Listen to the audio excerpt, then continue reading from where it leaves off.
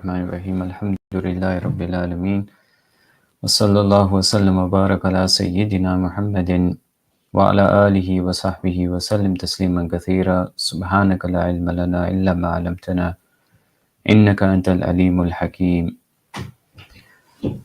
So in continuation of this theme around character, akhlaq, I thought that this week it would be apt to address one of the issues that can result in why character may be difficult to attain to, or there may be barriers or obstacles in the way of attaining to character. That's not to say that character isn't attained. We naturally attain it, regardless of whether we think we're working towards good character or bad character, or whether we even know what good or bad character is. We are, by virtue of being in relationships, in homes, in societies, communities, we're attaining something.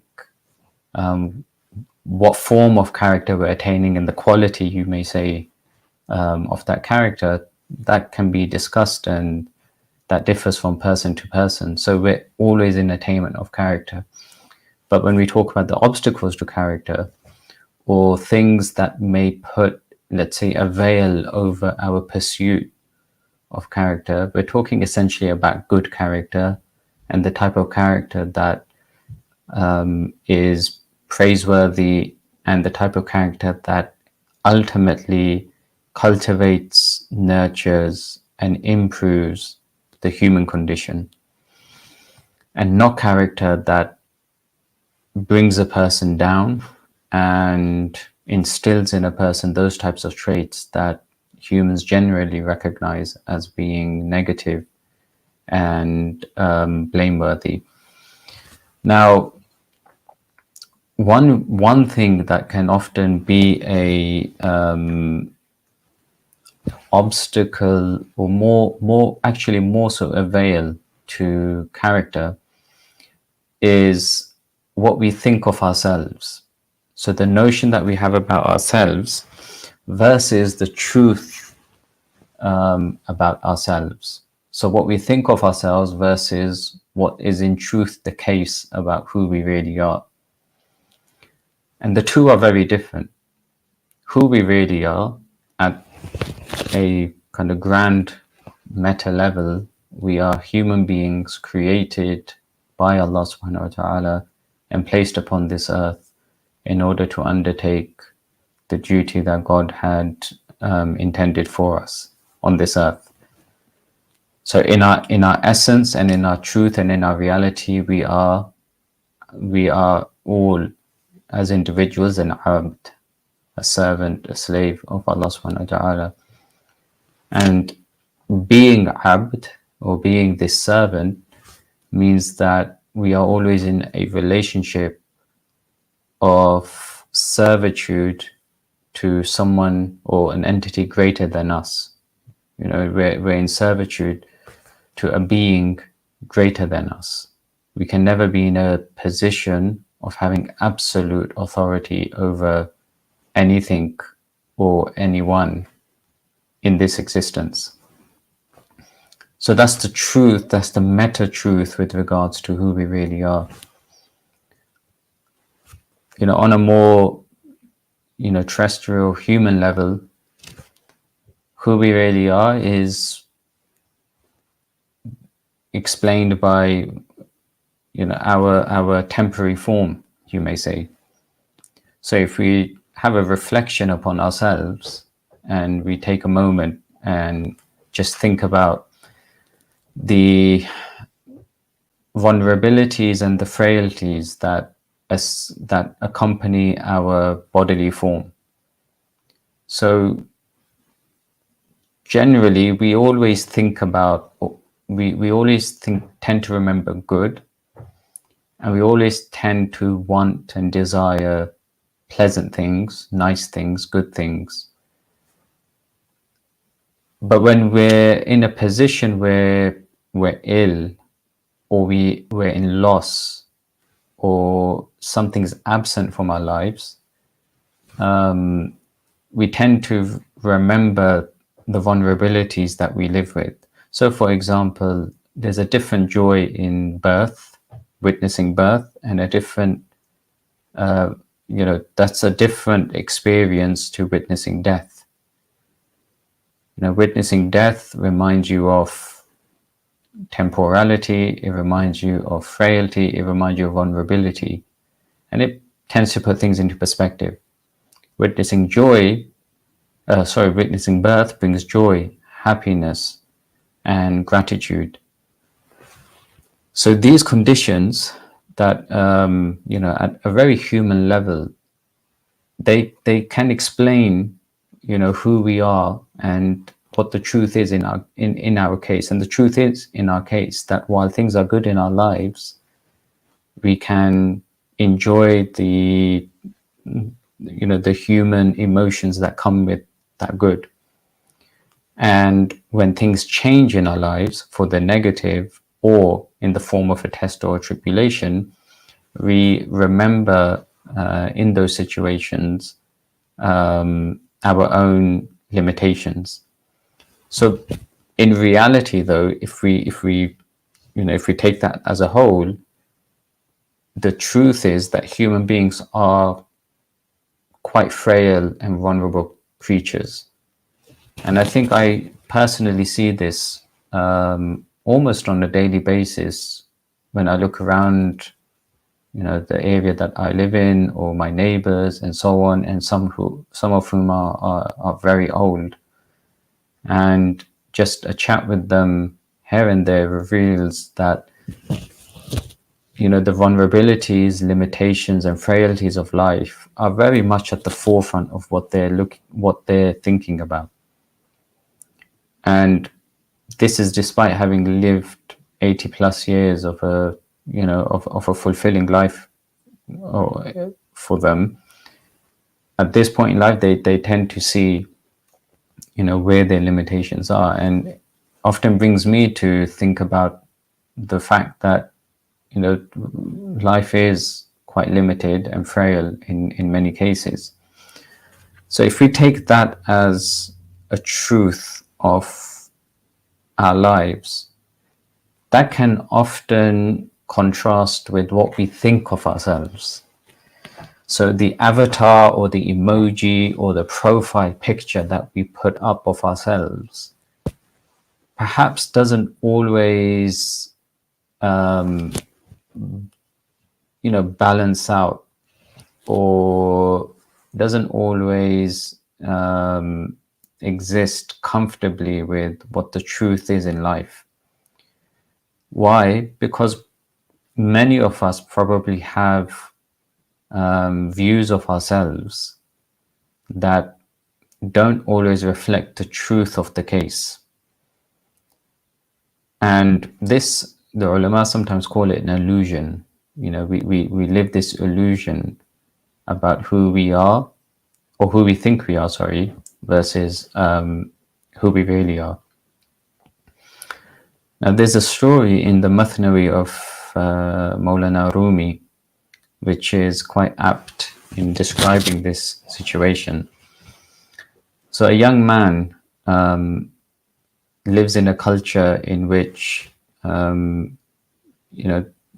they would go to a barber and get what we understand as tattoos. They would put blue ink on the end of a needle, and they would get some type of art or form or picture or something tattooed onto the body. And so this young man goes to a barber, and he says, he's a young, strong man. So he goes to the barber and he says, I want a lion, and a vicious lion at that. Right? I want that tattooed onto my body. And the barber asks him, where do you want it? And he says, I want it on my shoulder, the back, my shoulder blade on the back. And he says that it has to be a vicious lion, like a roaring lion. Perhaps because this young man, thought that this so-called avatar is the most appropriate representation of what he saw him as himself. You know, if someone, a young strong man goes into a tattoo parlor and says, I want, you know, a small, sweet, cute cat on my shoulder, you know, people would think of him in a different way as to him going into a parlor and saying, I want this vicious, ferocious lion on the back of my shoulder. So he had this view of himself that, you know, that was represented in this lion, this vicious lion. So the barber tells him to take his place, and, you know, begins to prepare his the needle, and he pricks the needle onto the young man's shoulder blade to begin the tattoo. And the young man lets out a cry as soon as the needle pricks him. And he lets out a cry and he holds his shoulder and he says, oh, barber, you almost killed me. What was that? And the barber says, well, I'm beginning to give you the tattoo that you wanted. And he says, well, what body part did you start with? And he says, the tail. He says, forget the tail. I don't want the tail. Start with something else. So he gets comfortable again. And again, the barber then prepares his needle again and pricks him again in order to begin the tattoo. And this time he yells out loud and holds his shoulder in pain and says, what have you done? And the barber says, I'm just giving you the tiger that you asked for. And he says, well, what body part are you starting now? And he says, the ear. And he says, well, forget the ear. I don't want the ear. Just start with something else. And then again, the barber prepares the needle and begins to, you know, goes to tattoo the young man and pricks him again with this needle with blue ink on it. And the man again lets out a big cry and holds his shoulder blade and almost crying now at the pain that he's feeling with the prick of this needle. And he says, well, what is it now? And the barber says, well, I've started the belly. And he says, no, I don't want the belly. Forget the belly. Just carry on with the rest of the lion. So the barber becomes distraught at this point, and he just stands there for a long time with his fingers in his teeth. And then he just throws his needle to the ground and starts to lament and says, what on earth is happening here with you? Whoever saw a lion without a tail, a head, or a belly? He says, young man, God himself did not create a lion like this. And how do you expect me to do this?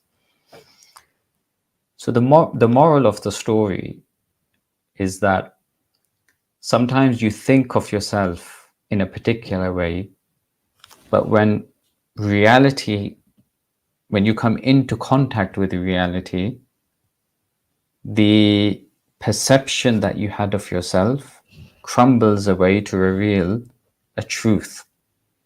And in this case, the young man saw the best representation of his state, or saw the best image that represents his state, the best so-called avatar that represents his state, as that of a ferocious, angry, roaring lion. And the truth was that he was something akin to the cute cat, and not really the lion. But that illusion that he thought, or that he saw existing for himself, was a veil between him and recognition of who he is. Now, one of the early Salaf tells us a story in the same context of this idea of illusion as a veil between the individual and character and virtuous traits. So he tells us the story of a king who one day wakes up in the morning and decides that he wants to go out that particular day, and he wants to go out into his dominion, into his kingdom, and he wants to show the people his power and his might and his riches.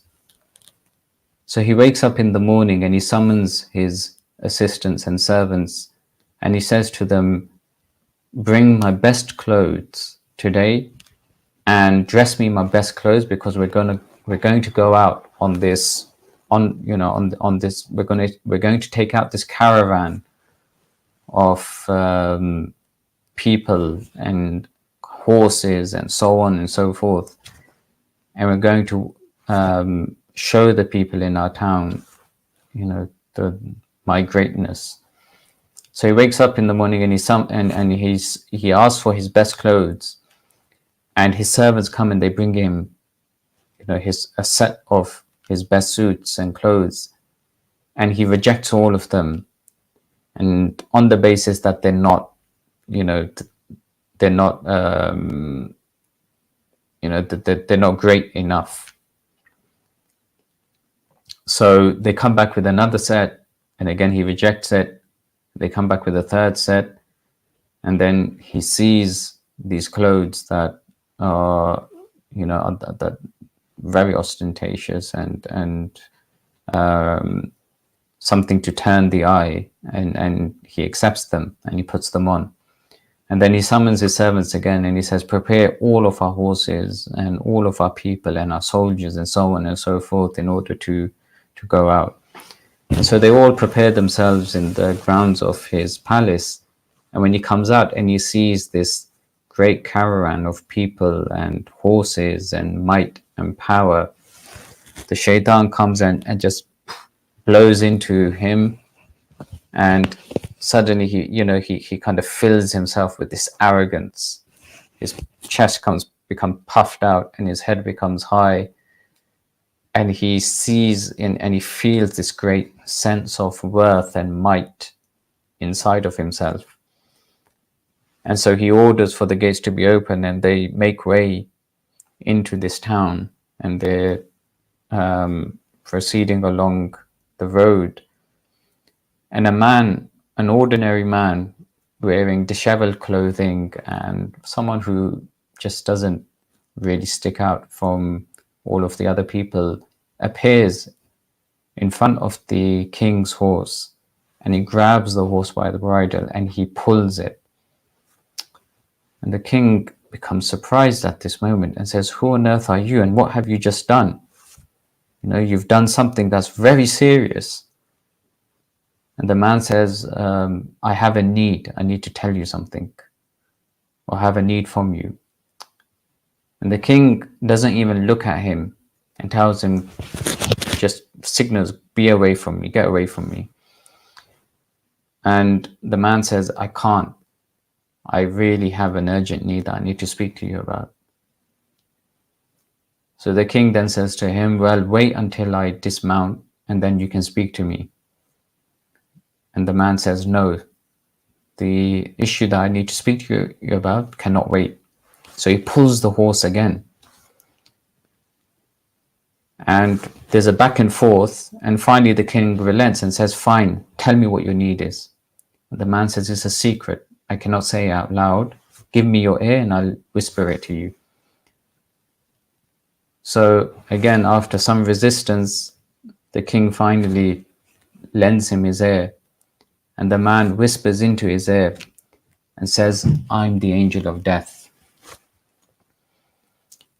And in that moment, realizing that this man really has come as the angel of death in the form of a human being, all of the pompousness and all of the displays of arrogance and ostentatiousness and so on, suddenly, all of that suddenly just disappears, as though it wasn't there and it's worth nothing. And the man says to him, I've come to take your life in this moment right now. And the king, stuttering, says, well, let me at least go back and see my family one last time. And the man says, no. Then he says, well, at least let me go back and gather my wealth and distribute it and organize it properly. And the man says, no. And he says, is there anything I can do to delay the inevitable? And the man says, no. And then in that moment, he takes his life. In contrast, on the same day, this angel of death goes to another man, an ordinary man this time, and comes to him and says, in the human form, he comes to him in the human form and says to him, I have a need from you, just out of the blue. And this particular man turns around and says, of course, how may I help you? And he says to him, I have something I need to tell you, but in secret. And the man says, of course, and lends him his ear, and then he whispers into his ear that I'm the angel of death and I'm come to take your life. And this man, in contrast to the king, smiles and turns around and says, Alhamdulillah. He says, I have been waiting for this moment for years. And now that you finally come, this has given me great joy and happiness, because this was the only thing preventing me from meeting my Lord. And then the angel asks him, well, do you have anything you need to do before I take your life? And the man says, nothing. Nothing is more important than beginning this transition into the hereafter. And then the angel says to him, well, is there any particular form that you want to be in when I take your life? And the man asks him, well, is this something that you can promise me, that you can fulfill? And the angel says, yes. And the man says, in which case, let me pray. And when I'm in my sajda, when I'm in prostration, take my life then.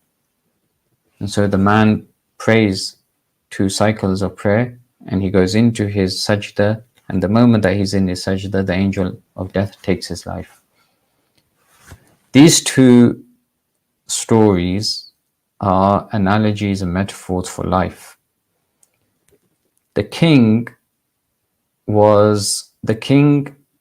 had in him traits of character that were blameworthy and negative, particularly arrogance. And that arrogance manifests itself in the form of showing people his might and his power and his riches, because he thought to himself that he's better than them in terms of wealth, power, and riches. So he had this arrogance in him based upon his power and his wealth. And this is what he thought was the case. He thought the case was that I have this power, I have this wealth, and I'm better than the people, and they're nothing to me. And this was shown in the way that he wouldn't even look at someone who would ask him a question. But the moment he came into contact with reality and the angel of death came to take his life, all of that just dissolved away. None of it meant anything to him. So what he thought he was contrasts significantly with who he really was. And in that moment, the angel of death took his life. Whereas for the second man, he was a virtuous man. And the virtue that was in him and the character that exists inside of that man meant that when the angel of death came to take him, and this man came into contact with truth and reality, the truth and reality did not significantly change who he was, but revealed who he was. Whereas for the first person, the king, that contact with reality significantly changed the illusion that he had. So it showed the illusion that he had, it revealed the illusion that he had. But for the second man, there was no illusion. And all it did, that contact with reality revealed the truth of what he contained. And character is like that. Sometimes we allow illusions about ourselves to be a veil between us and good character. But character is something that we nurture and we develop such that when realities in life come into contact with us, there's no illusion that needs to be needs to be removed. Rather, when we come into the contact with that reality, the character that's contained within comes forth and engages with that reality. So may Allah give us tawfiq in nurturing good character and cultivating it within our states and in ourselves and in our homes and our families. Walhamdulillahi Rabbil Alameen.